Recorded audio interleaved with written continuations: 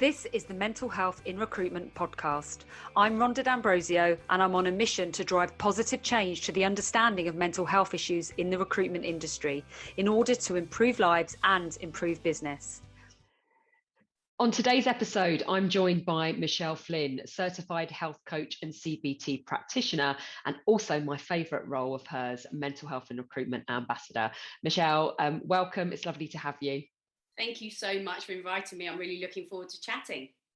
We've been saying that we're going to do this for a really long time, and it's probably my fault because of just trying to juggle so many balls, but it feels like forever ago that I asked you, and we've done so much in between that conversation in the last year. I know. It's just been crazy busy, and I'm not surprised with your diary, with how much you're doing with mental health and recruitment. You are spinning way more plates than sort of I realised was possible. You say that, but you're always, oh no, I can't do that day. I'm busy. I'm in London. I'm working with that team. I'm speaking at this business. What's really nice is having an affinity with somebody that's gone on a really similar journey to me, albeit different. But what I mean by that is, I always, whenever we talk about how long we've been in the industry, I love the fact that you always say, I've been in the industry 24 years. And I always say, I've been in the industry since 1997. So I feel like me and you have kind of, we came into the recruitment industry at a very, very similar time. We obviously worked for the same company, although not together, which was, of course, Computer Futures. And I'm very grateful to Gary Goldsmith for introducing us. And it's really interesting to sort of find out and understand, how you've gone from being, in the thick of a recruitment role, being, somebody that's performing really, really well, and then diversifying your career, doing what it is you do now to support the industry. But if I can take you back to kind of, your career, can you give us a bit of an overview of your time in recruitment to date? Absolutely. 1997. It feels like, it is a lifetime ago for many, many people in recruitment. Remember fax machines? You used to fax over CVs, and franking machines that you had to use when you were posting out CVs. It's just crazy. I joined Computer Futures as a graduate. I had no idea it was a sales job. I had a degree in maths, and I went into a graduate recruitment company looking for a maths type job. And they said, what about recruitment? You can earn this sort of money. I was like, oh, that sounds lovely. Somehow got through the interviews, not only with Daley Thompson, but also I got to meet Simon Arbour, who's one of the sort of founders of the S3 group. I remember walking into his office and falling over the corner of his rug and just thought, oh, I'm never getting this job. Somehow I got it. And still didn't realise it was sales, which you think I would have figured that out. And when they started telling me I had to pick the phone up, I was quite surprised because I sort of thought it was an admin role, how wrong I was. But it turned out I was very good at it. I think a lot of that was to do with the fact that I'm really organised and I was really focused and had a very, very strong reason for wanting the money. And at the time, I wasn't aware of sort of understanding your why and your purpose, but I had a very clear one, and it was a sort of very graphically drawn as a bar chart on my monitor, which was buying my first home, saving the deposit, and then when I did buy my first flat, then it was about sort of paying off the mortgage. So it was a top biller for 8.5 years. Then decided to, I was planning on taking a little sabbatical. So I basically hit 30, probably had my midlife crisis early, needed to go and find myself. So planned to go away for 2 months, ended up away for 7, and then actually came back and joined one of my clients where I was their in-house recruitment manager. So that was a company called Conchango, which were a Microsoft Gold partner. And I learned the other side of recruitment. So Futures have been an amazing training ground. And sort of having people like Gary Goldsmith in the same office was just sort of, the energy was always unbelievable.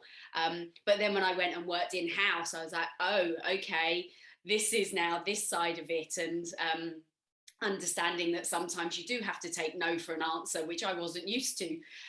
So did that until Conchango got bought out by a large American company called EMC, carried on doing that for a while. And then actually they gave me the opportunity to set up my own recruitment business with them as my first client, which was like, wow. Hello, Thank you very much. That's very nice.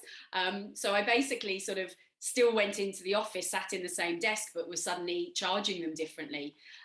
But what was good, that gave me my opportunity to build my business. I started working with tech startups and corporates like the Financial Times. Then I really learned my niche, which was the .NET space. So I worked with about 5 or 6 companies on exclusive at any one time. Wiggle, Moonpig, Huddle, 7 Digital. For anyone who's listening who does .NET, you may have come across me. Sorry. I made myself not very popular with recruitment agencies because I did it all myself. So I was the in-house recruiter that did everything and actually did the sourcing. And I loved it, and it was brilliant, and I never had any plans to change from that. So the fact now that I'm sat here as a full-time coach is still a little bit surreal, but I love it and I'm very grateful. And now I get to work with recruiters, which is brilliant, because I did miss that. I missed the sort of the banter, the fun, the energy. So it's really nice now to support people to sort of on their recruitment journeys. Yeah, absolutely. That's brilliant. It's I find it still fascinating after all these years, finding out how people, got into the industry. And I think I've started to meet a few more in the most recent, probably 6 months, that have chosen recruitment as a career, understanding what it is. But I think for some of us, for those of us that come from a different time, you fell into it. It happened by accident. Mine was bizarre. I went with my boyfriend, who's now my husband. I've probably said this previously on the podcast. When he applied for a job, when you used to have to go into high street agencies and apply, and I literally we had a day off work and I went with him, and this was Alfred Marks, which shows you how long ago that was. But it's so interesting listening to people's journeys. So thinking about, I guess, what we're both doing now, and the topic mental health and well-being.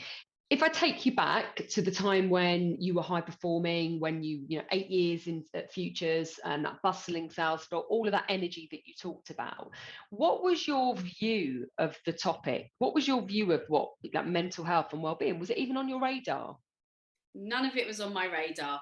Physical well-being was on my radar occasionally. I might go to the gym every now and then.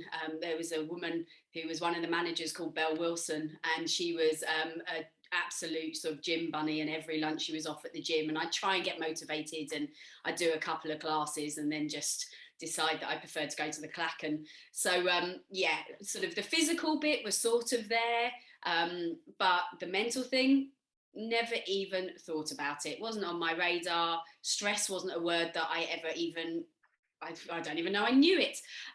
So yeah, and we're talking kind of obviously a long time ago, but still, in hindsight, it's quite shocking, or maybe it's quite lucky, because maybe it's a sign that I wasn't struggling, that I wasn't even aware of it, didn't think about it, wasn't looking at my colleagues and checking in. Sort of obviously, if someone in the office got upset, all the girls would follow the girl into the toilet, and we'd all check they're okay. And sort of there might be a few sort of heated moments in the office, but I never put that down to mental health. That was just, oh, well, someone's upset or a deal's dropped out, someone's annoyed, but didn't refer to mental health in any way at all. No. Do you think that's because it was different back then in terms of the language we used, our understanding? There were the stigma associated with the term mental health. It's a time shift. Why do you think it's perhaps different now? I think it's definitely a time shift. I think, okay, within the recruitment industry, probably it was one of the industries where it would have been talked about less, just because we were so busy billing that we weren't really thinking about anything apart from the billing and the pub. But I do also think it's a time shift, and it happens, doesn't it? As sort of time goes on, certain things become popular to talk about. And that's good, because it means that we do start to then grow in awareness. And now, even though it's by sort of, we're not at the point where it's completely normal to talk about it, people are stepping up more. Sort of Prince William has actually been talking about it on YouTube today, about mental health, particularly with the emergency services. Obviously, Prince Harry's talked about his struggles, and more as you start to get people who are in the public eye, and also business leaders talking about it, it just makes it easier and more acceptable for people to say that I'm struggling, although we've still got a long way to go. Yeah, absolutely. It's funny, I went to see Russell Brand, his 33 tour a few weeks ago. Love him. Yeah, it was really good. And one of the things that he said, obviously it's comedy, it's stand-up. He talked very much about the fact that, look, we're all mental, we're all crazy, we've all got these issues. We're just very good at pretending we don't. There's no such thing as normal. And Yeah. I found that really relatable. And I think, that's it, isn't it? I'm sure that those challenges did present themselves to you back then, but it just maybe it is a way of looking at it quite differently. But I guess now, when you look back, is there any something that happened back then during those times that you can identify something that impacted your mental health? I think, like all recruiters, you go through periods where things aren't going accordingly, and that can be hard. You get those last minute dropouts. Or actually, as an example, I got promoted. Now I sort of think about it. I got promoted to be a manager. I was a top biller, and it's a fairly natural thing that you end up promoted. And actually, I'm a terrible manager. I'm really not good at it. I didn't enjoy it. I found it really hard to not be good at everything. And suddenly I wasn't a great manager, and I was no longer a top biller either, because I was giving so much time to management. And I think that did impact me. And I remember one particular situation, I needed to have a conversation with one of my team, and it was going to be one of those conversations that I just didn't want to have. And it probably took me about a week to build up to having this conversation. What am I going to say? How's she going to cope with it? When am I going to do it? And I think that was something that was a difficult time, because I actually had to go to my boss and say, I don't want to be a manager anymore. And that was just unheard of. You're like, why would anyone ever demote themselves? And I just said, I'm not enjoying this. And that sort of was a really big thing to do. And I think people probably questioned my mental health at that time. But actually, when I look at it, that was just courage for me to say, I'm not happy. I don't want to leave. I love the company. I love the people in it. And I didn't want to leave. And fortunately, they saw that as a strength, and they demoted me, and I carried on then being a top biller, and everyone was happy. And the people I were managing then went and got someone that was a good manager to look after them. So I think probably that's the time that I think about. But I wouldn't have connected that to mental health. I would just have seen it's just a bit of a difficult time, as opposed to thinking about how that was impacting me sort of mentally and therefore physically. I think that's really relatable, and to so many people.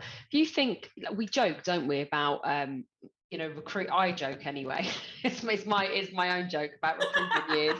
Recruitment years being like dog years, And I remember one of the first podcasts I did about mental health was Hisham a few years ago now. And he said, God, you job hopped a bit. I was like, all right, Hisham, 2 or 3 years here and there. That's like a lifetime in the industry.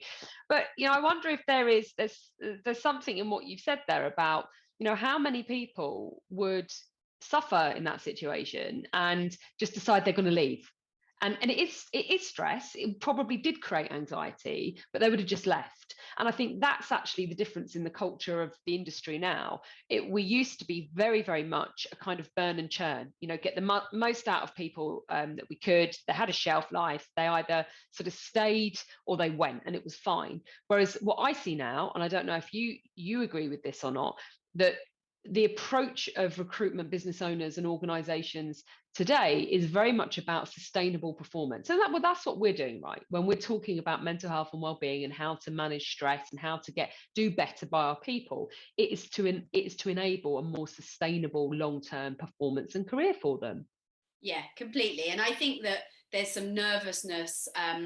You and I have both faced this with mental health in recruitment, and I do stress webinars, and I do coaching with people, and there's a nervousness because they're like, oh, hang on a minute, are we suggesting that sort of the industry is stressful and that it shouldn't be? And you're like, no, the industry is massively stressful, which is why we love it, because the adrenaline and the ringing the bell, and that's great. And we've all sort of, there's the opportunity to make so much money, which sort of there's not many industries where you've got that opportunity. So this has never been about trying to make recruitment easy. This is about giving people the tools to be better, to be healthier, happier, mentally strong. And the more someone has got that, that means that when they do get that call saying, sorry, I'm not starting your job, or you find out that you've had a backdoor happen, you go, okay, that's really annoying, but give me 90 seconds to be angry about it. And now I'm going to pick myself up and I'm going to get on the phone and work on sort of solving the problem, finding another candidate. So this is not a sort of, we're trying to change the industry in terms of normalizing the conversation, but we're not trying to make it easy, particularly at the moment. Sort of recruitment, everyone I'm speaking to is so busy. There's sort of loads of jobs, not many candidates, and the industry is forever sort of oscillating between those two things, like that special moment when there's just enough jobs and just enough candidates. Like, how often did that ever happen in your career? It's like very rare. So you're always battling one thing or another, and let's just give people what they need to be able to pick themselves up and carry on and sort of make more money for themselves and the businesses they're working for. Yeah, I couldn't agree with you more. Absolutely. I guess that brings it to nicely into the conversations that you're having now and what you do. But what point did you make that decision to, no longer operate in the same way? And what I mean by that is in that kind of full on 1,000 miles an hour, recruitment, own business space. How have you transitioned into doing, what I think is such valuable work now? So it was never ever an intention, a bit like going into recruitment. That wasn't a plan either. It tends to be how my life sort of flows. My body made me make that choice. So 7 years ago, just 7 years ago now, I woke up one morning with a severe pain in my chest. And I was just saying goodbye to my husband. He was going off to work. And I said, oh, hang on, I really don't feel very well. And I said, oh, maybe I've just slept funny. So I was kind of moving around a little bit. Maybe I'd sort of caught something. And the next thing that I know, I'm lying on the floor and I can hear him on the phone to 999. And they're saying, is she breathing? And I can hear him counting my breathing. So they're obviously checking I'm alive. And the paramedics were there sort of like, it felt like instantly, but sort of according to my husband, I've been sort of on the floor for kind of 10 minutes. So the ambulance arrived, I came to, then I sort of passed out again, got rushed to hospital. They thought it was a suspected heart attack.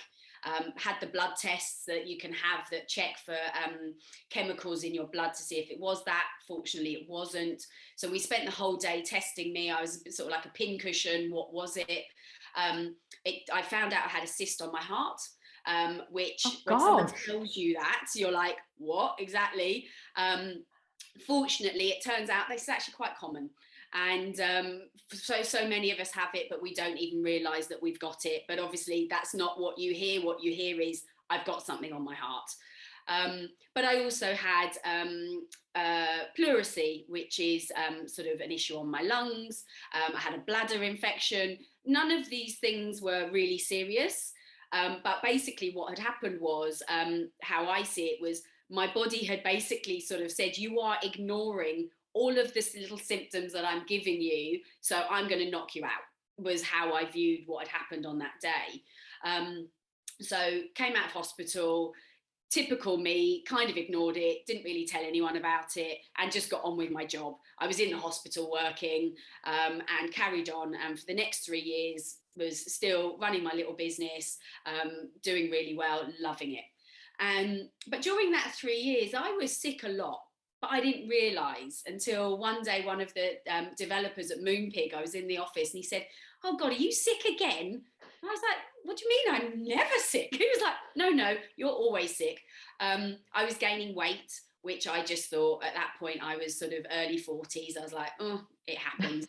At 3 o'clock every day, no matter what client site I was on, I would take myself off to the toilet and I'd have a nap because I was exhausted. And again, I just thought all these things were normal, had no memory, sort of lots of bloating, really uncomfortable, ignored all of it, carried on doing my life, loving my life, everything was great, until again I collapsed on the floor. And it was 3 years after that where I basically ignored everything. And then it was 6 o'clock in the morning. I'd got up to go to the loo, and I don't know how long the time was, but I heard a knock on the door, and my husband was like, "Are you okay?" And I was lying on the bathroom floor.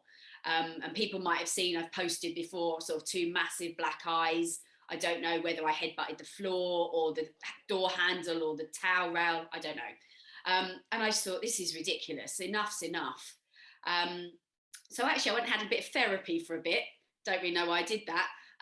Did it for 6 weeks. She was very nice, but it wasn't for me. She would just look at me and wait for me to talk. And I like answers. So I was like, okay, that was nice, but not really at that point what I needed. So I took myself off to a health retreat and didn't know what to expect. Thought we're just going to eat a lot of vegetables, which we did. But I started to work with a health coach, and she's talked to me about stress, how stress impacts the body, what physically happens. And suddenly I was like, oh, adrenaline, that feeling of buzziness that we all have in recruitment all the time, that's only meant to be for a little bit of time. That's meant to be a little bit of a sort of an excited feeling because you're about to close a deal, or a little warning shot because you're about to get run over because you're reading your phone crossing the road. I was feeling that all the time, which actually meant my body was stressed all the time. And when you're in that state, your body just basically doesn't function properly. Your immune system, I was sick. Your energy, I was tired. Your metabolism and your digestion, I was gaining weight. Your memory, your sex drive, like I was like, oh, that's what that was. So made changes to myself, decided I wanted to find out more, much more for keeping myself accountable, started to study to become a health coach, had no plans to be one. And then one of my clients actually at Moonpig was like, oh, you're different. I was physically different. I'd lost weight, but actually I wasn't sick anymore. I was no longer taking naps. I had this crazy memory for things. He's like, can you help me? And then he was like, oh, can you help my wife? And then it went from there. And then Gary Goldsmith was like, oh, can you help the pirates? Because you understand recruitment, me. So the lifestyles, there's no judgment on what anyone's lifestyle is because I've been in the industry. So I've either done it or seen it. And it spiraled up from there. People started asking me to do talks.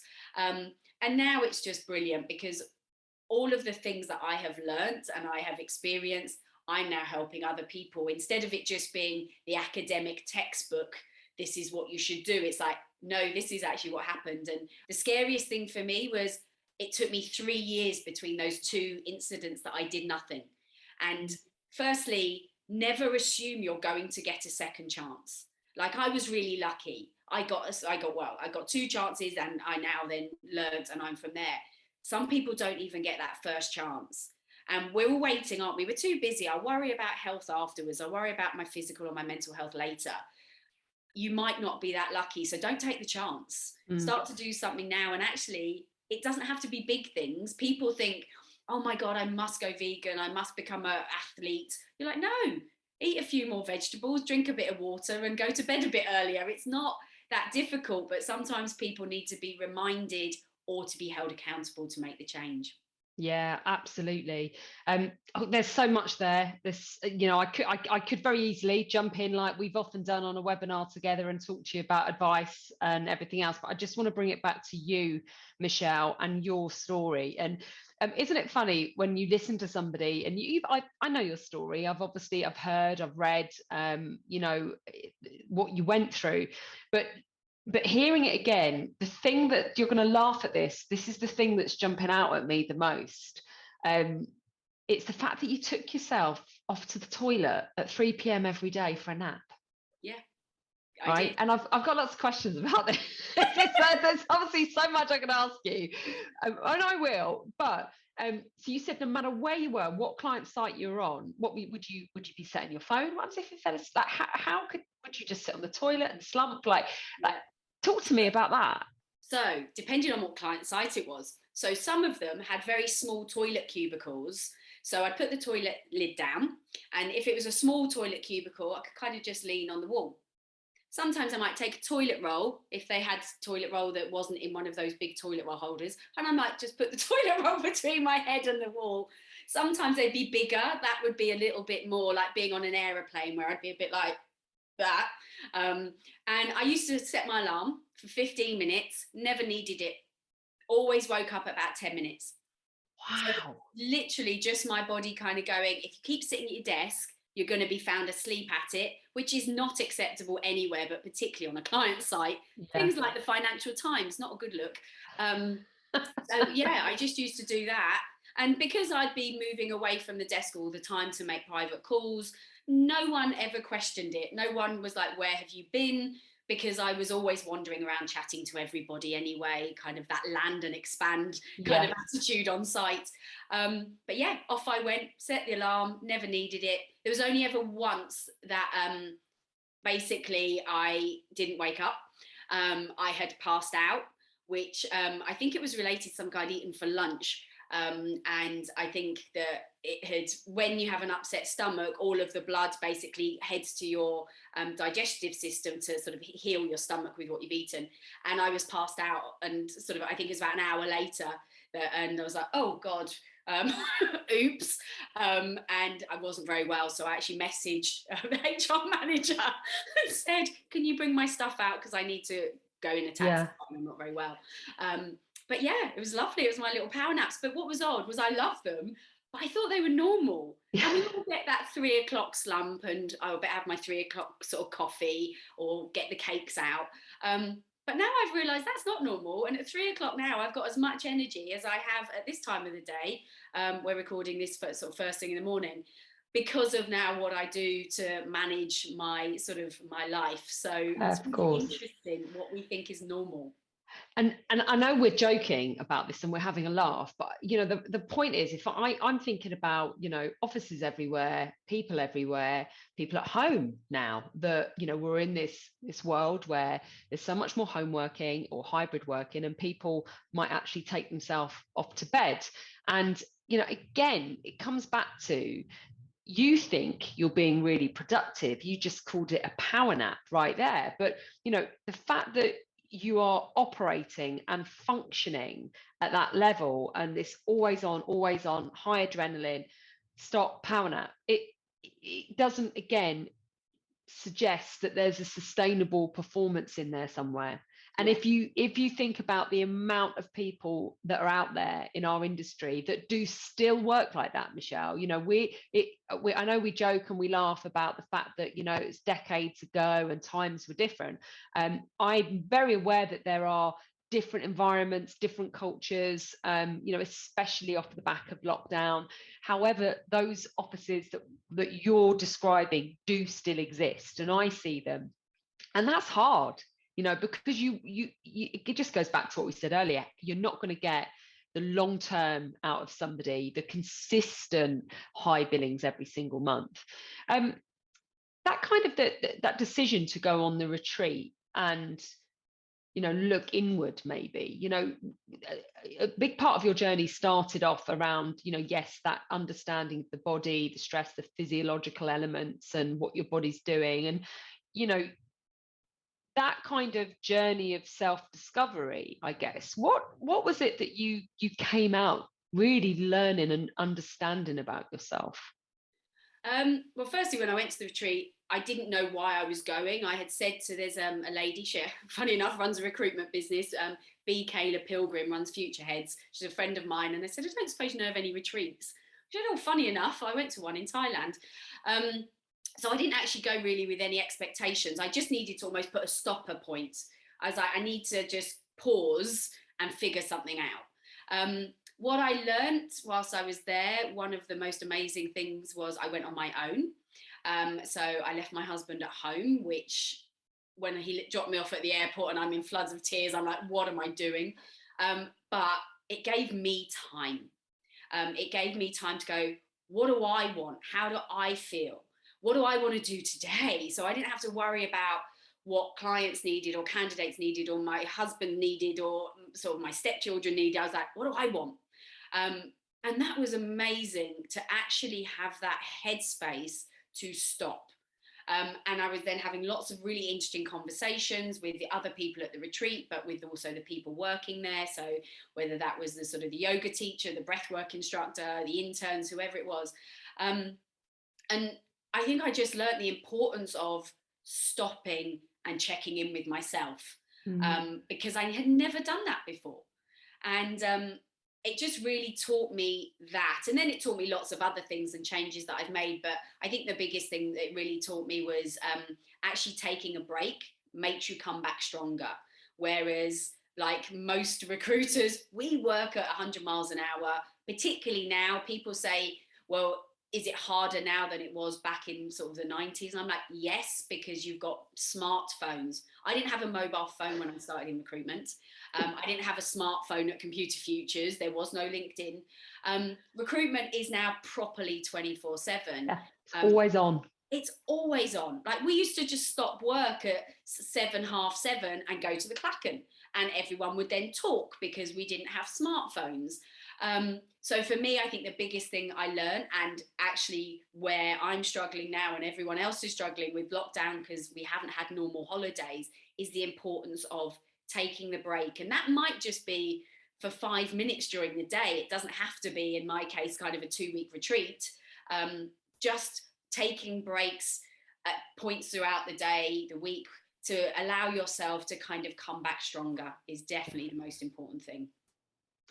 And if I bring in now, I guess you've mentioned your husband a couple of times. You've talked about Matt. I know Matt. He's great. I'm very aware of his journey and the most amazing things that he's been doing and you've been doing as a couple. But for anybody that is listening that doesn't know you and doesn't know Matt, he's been on his own journey with his own mental health. And before we hit record, we were talking about the work that you guys are doing together, and what you talk about with relation to living with somebody who suffers from his mental health. What came first? I don't think I've ever asked you. Was Matt kind of dealing with his mental health kind of before, during, and I guess after your the times you collapsed? Has this come afterwards? How has this kind of fitted together, I guess?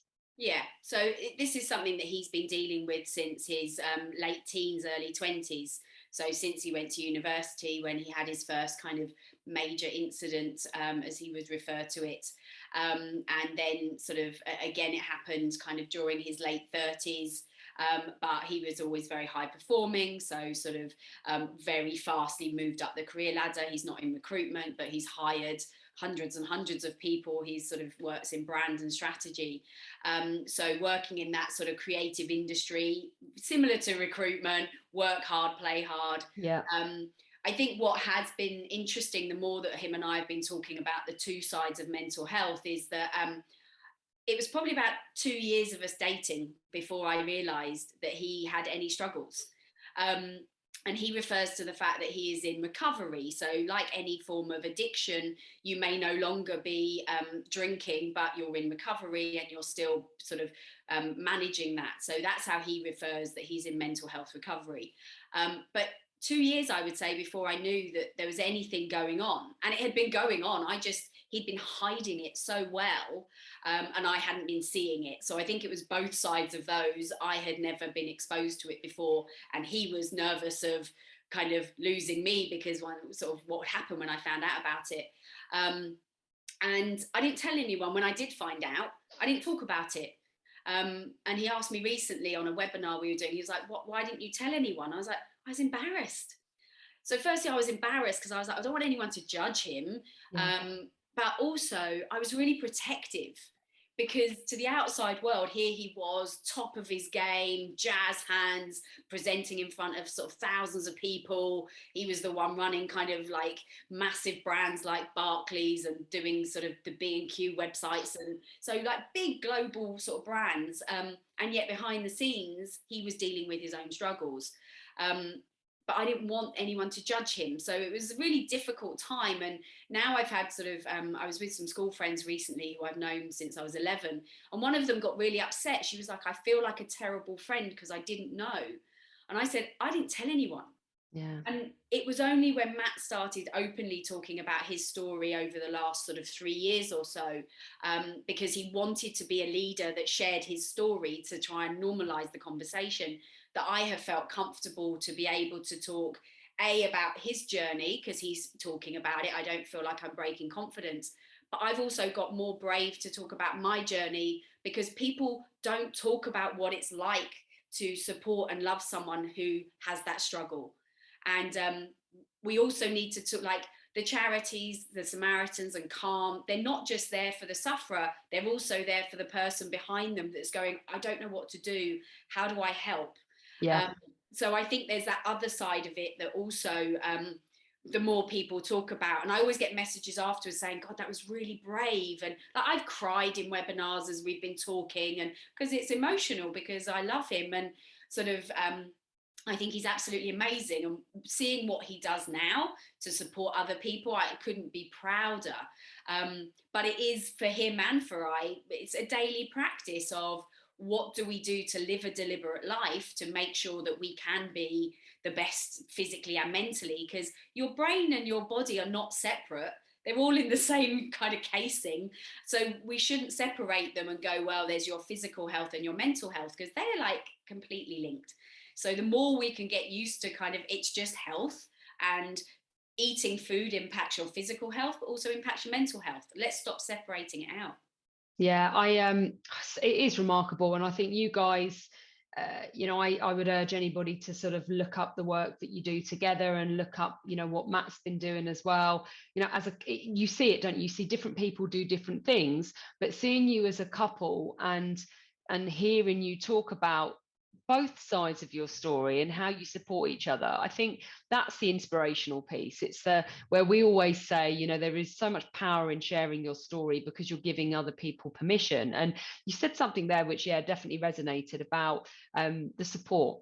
It's like Alcoholics Anonymous, I'm sure they have like a separate group which is also just for family, like family meetings and things like that.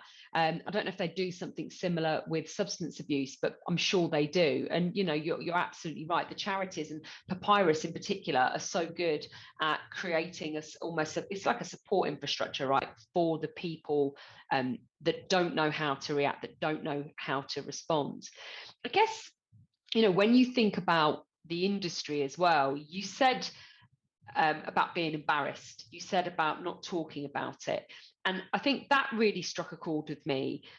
Even now, I know that we are so much better about, talking about it. I think, we're seeing so many more recruitment businesses and recruitment business owners aware of this kind of thing, whether it's bringing wellness services, getting you in, getting me in, doing and signing up to the Mental Health and Recruitment Awareness to Action pledge. But that silence, I still think, is very present. And I think if you look at the demographic and the split in our industry, I'm not saying all women talk, because I don't think they do. I think that many women are silent, but men, as we know, especially those that are in this environment where there's a huge amount of, I don't want to say toxic masculinity, but you understand what I'm saying about our industry, and the fact that ego is still very, very present. How can we move past that? Do you think that we have, do you think it's changed? Do you see a difference, Michelle, based on the work that you're doing? It's really interesting, because sort of giving an example, I'll often get a phone call from a business leader saying, I've got someone in my team I'm worried about. And whether they're worried about them because there's been a conversation, or whether they've noticed a behavioural change, and they'll contact me because they'll say, I don't know what to do to help them. And generally the next thing that happens is I'll have a conversation, and then sort of a number of conversations with the person from that point to help them. And if it is that they need signposting to, whether that's a doctor or whether that's a counsellor, I can do that, whether it's something that I can support them with through the services that I provide.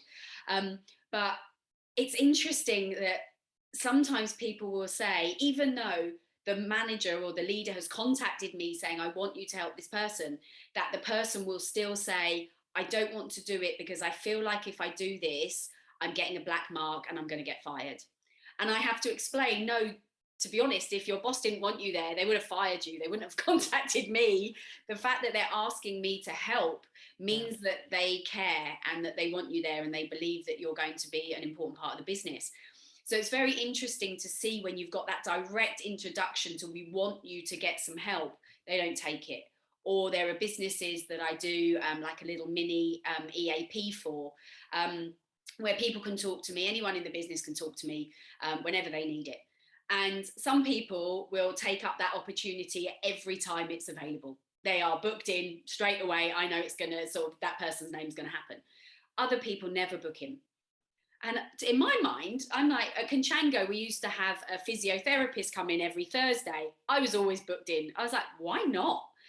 And I can't, in my mind, really understand why, if a business is being kind and generous and caring and offering for support that isn't going to cost you anything, and also is quite nice because we do it during working hours, that people don't take it up. But that shows that there is, even though everything I talk about is completely confidential, there's still that slight fear, either that they're going to be judged, or actually maybe they're not ready and sort of, they don't want to deal with whatever it is. And sometimes, as I sort of said, it is just eat some more vegetables. It's not necessarily kind of deep work that we're doing together. But I think that it's very interesting what's going on in the industry. But the more and more things like mental health in recruitment, and us talking about it and having podcasts like this, not just with myself, but in sort of James Osborne and other people in the industry that you've talked to, becomes really powerful, because you're going, here's a service that is free, and people are still going, Or actually, what was interesting, I was doing a talk recently, it was in person, which is very exciting, and someone in the audience said, well, what if I don't want to talk? What if I don't think that talking would help? And I said, well, that's absolutely your prerogative. Everyone deals with things differently. And as long as you're using whatever the coping mechanism for you is, maybe that's running, maybe that's kind of making sure you're getting a good sleep, doing breath work, journaling, whatever, as long as you're doing something. But if you're not talking, you're drinking a lot or doing other things a lot, you're not sleeping properly, you're not focusing at work, you're not being true to yourself, and that's then where the problems start to happen. So it doesn't have to be that you've got to go and spill your life story out.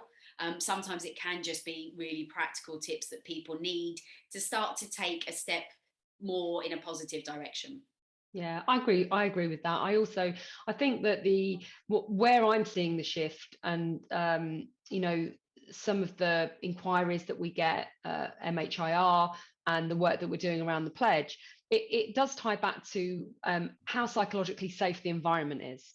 So, if you're an organization that wants to support your people and you want to get in, a Michelle Flynn, or, bring somebody in to support them, I think that's amazing. But I also think there's a bigger piece with that culture of that organization where, like you said, maybe the leaders have to be vulnerable, or it has to be, it doesn't have to be a complicated strategy. It doesn't have to be forms and policies, but there has to be some very authentic understanding and buying from, the senior leaders and the business, for people to think it is safe to take up this service. Because I'm with you, I work with, as you know, a certain number of businesses where I offer an element of wellbeing support, and the conversations are always caveated with, this is completely confidential, this is an impartial sort of service whereby I am being brought in, and absolutely this doesn't go beyond these four walls or this Zoom or whatever it is.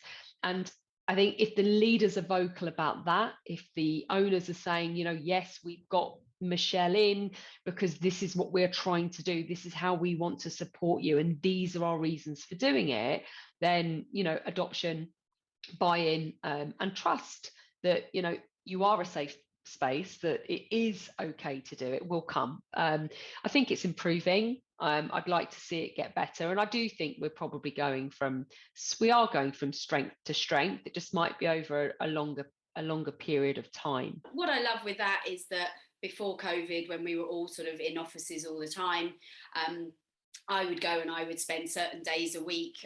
I'll talk about City Tech because Craig Grant has talked very publicly about the work I've done with the team there.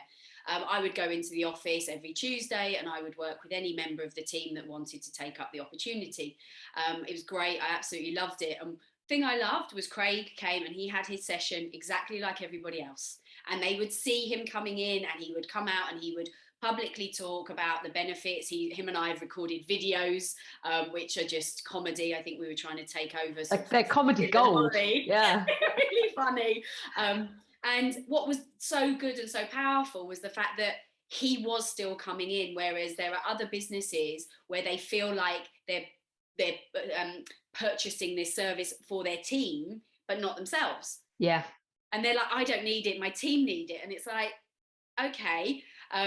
And eventually, as they start to see the team sort of going, oh, this works really well, and sort of she's not telling us never to have any fun in our lives. But I completely agree with you, is that when you have got the business leaders, the managers involved and talking about it, and John Lennon is a great example. He talks a lot publicly on LinkedIn about his stutter, and the more people talk about that, the more people sort of talk. There's people being diagnosed with adult ADHD, and people are publicly talking about that. And again, it just, first of all, it gives you people to reach out to, because you go, oh, if you're someone that has got a speech impediment, John Lennon, brilliant guy, is going to understand it. He can probably point you in some directions, or just been diagnosed with ADHD. Oh, here's this person talking about it, or sort of, oh my God, I've had a suspected heart attack. Speak to Michelle, or sort of speak to you, Rhonda, because about stress.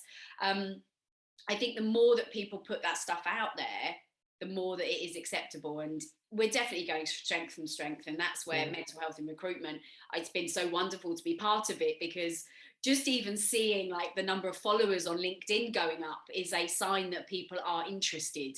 And the more that happens, the more we talk about it, then the more that this is just right. How do we support people? The same as if someone has got a broken leg, you help them. If someone's dyslexic, you get them a special keyboard. So what's the difference if someone is neurodiverse or has got whatever their challenges are? If you support them as a business leader, you will make more money. It's as simple as that. So whether you care about your staff or whether you feel a responsibility to your staff, let's put that aside. Let's assume everybody's lovely and they all care about their people. But you're going to win awards, because it's now categories in the awards, and you're going to make more money because your people will be healthier, happier, and higher performing. So it's just a no-brainer now. Yeah, absolutely. Michelle, I think that you and I probably need a few parts, part 1, part 2, part 3. It always goes so quickly. I guess my last question for today really is, thinking about you and thinking about your younger self and people in the industry that can relate to some of what we've been talking about today. What's the one piece of advice that you would give in terms of, understanding yourself really, and how important that is? I guess it's, if you don't understand yourself and you don't check in with yourself, how can you help yourself? So we MOT our cars every year to check that they are okay. Sort of, why are we not doing the same? I've created a little tool. It's the 20 parts of your life, and it's like, right, how are you feeling in each of these parts? And if you're not checking in, it's a bit like sort of, you've trodden on a nail, but you don't know you've trodden on it. You just know it's a really bad pain in your foot, but you keep ignoring it. If you know you've trodden on the nail, you can take it out and the pain goes away. So check in with yourself. Don't feel like you've got to do this on your own. Mental health first aiders in companies now, really sort of understanding business leaders, support services like yourself or myself, or whatever service that your company is providing. And if that isn't the case, then you've got, as you said, Papyrus, Calm, the Samaritan's Mind. Don't wait. Don't do what I did and end up collapsed on the floor. I got lucky. I got a second chance. Well, actually, I got a third chance because I collapsed twice. Not everyone is that lucky. So don't wait. If you're feeling that something's not right, it probably isn't. So listen to yourself. You're your best doctor. Michelle Flynn, thank you very much. It's been great talking to you today. Thank you for having me. Bye.